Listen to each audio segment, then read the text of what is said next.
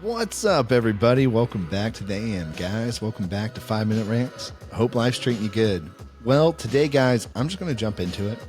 I actually want to talk about leadership today, and I want to talk about one of the interesting facts and one of the interesting pieces of leadership.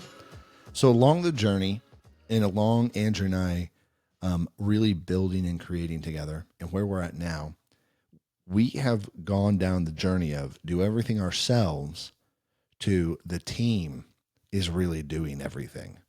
And in that journey, it's been so important to recognize and see that at some point along the way, there's a transition from Andrew and I doing everything to all of a sudden Andrew and I doing nothing.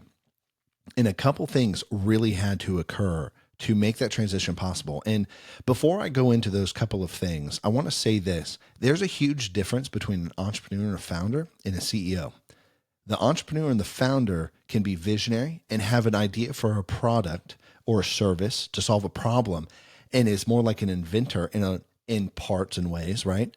But then to actually be a CEO, to lead the company and then to lead the people who are actually driving the company forward, that's a whole another matter. I was listening to a podcast, and I don't know who it was by, but one of the things that they said, they actually wanted to talk to Jeff Bezos about this phase in his journey when he went from being an entrepreneur to a CEO. He went from just being a founder to a leader in the company to drive the company forward and what that was like to really document that. And so as I'm talking about this, keep these things in mind, because when Andrew and I started business, we really thought that, cool, we've got an LLC. We've incorporated. Great. We're business owners. Nope. We're leaders. Nope. Those things don't make you leaders. Those are pieces of paper. How does a piece of paper make me a leader? Interesting, right?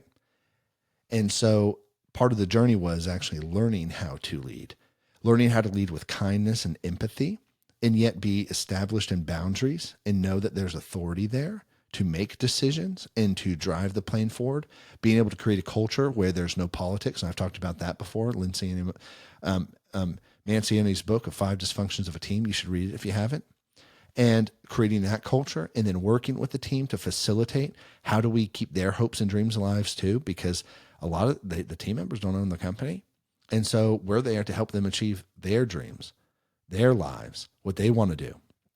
And so I'm saying all of that because in our journey going from doing everything to not doing everything, one of the key things that has happened that I believe has to happen as you grow in business, you have to learn to lead through people, and you have to learn how to accomplish the work through people. And what do I mean by that? I mean that you actually have leadership, you have shared responsibility, you have trust with people inside the company who are going to make decisions. They're going to make calls. They're going to decide things. They're going to think about how stuff is built, produced, made. How are they making those decisions that are aligned with the vision for the company? And then how do you, as the founder, then begin to lead these people to think the way they need to think, and then to have that heart position of what really is best for the company? And the company, in my mind, is defined like this. The company is made up of people. Business is done with people, and it is made by people. And if people are not at the center of business, you don't really have business. So that being said, how do you teach people to lead and think? How do you teach people to come in, accept the culture? How do you teach people to be passionate about processes? And how do you lead? And so these are questions you need to begin asking yourself. And then you also need to know what you're great at and what you're bad at.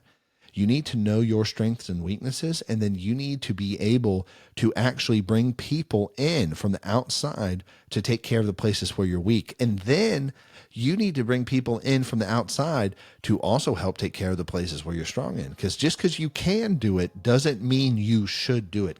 I can do this is a really bad reason for doing anything. Just because you can do something is a really poor reason for doing something. The question needs to be, should you do this? And if so, why? And so as you go throughout your journey, you're going to have to experience a pivot point to where all the work has got to be accomplished by somebody else. And if your team is failing to accomplish the work and not meeting the goals, it's because you're not a good leader. I've had to learn that and also accept those things with humility where there's been lots of failure in leadership. Andrew and I still talk about things where it's like, oh, this was a failure in my leadership. And here we are, we can see it more plainly.